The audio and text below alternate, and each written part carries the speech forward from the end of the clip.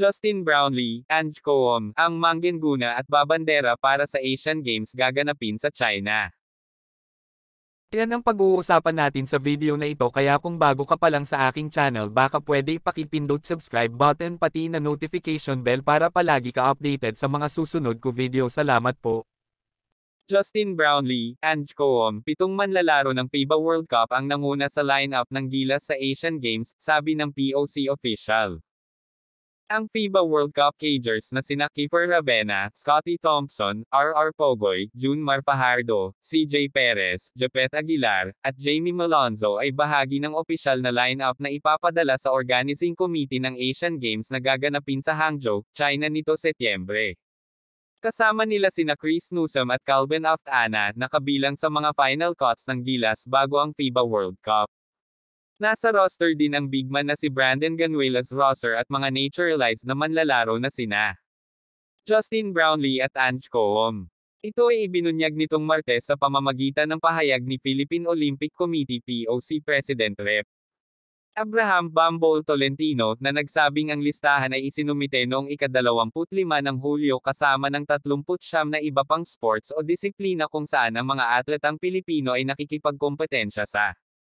Samantala, wala sa nasabing listahan ang mga batang players ng Gilas na sina Dwight Ramos, Renz Abondo, Kai Soto, at AJ Edo kasama si naturalized player Jordan Clarkson, na kinabibilangan din nina Chot Reyes at Tim Cone bilang head coach at assistant coach, ayon sa pagkakasunod.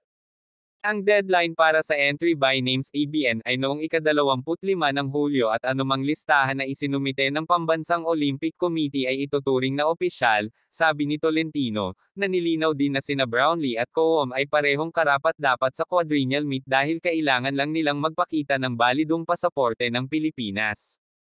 Anumang pagbabago sa lineup, ayon kay Tolentino, ay kailangan pa ring iapela sa Hangzhou Asian Games Organizing Committee. Ang mga laro ay nakatakdang magsimula sa ika-23 ng Setyembre o ilang linggo mula ngayon.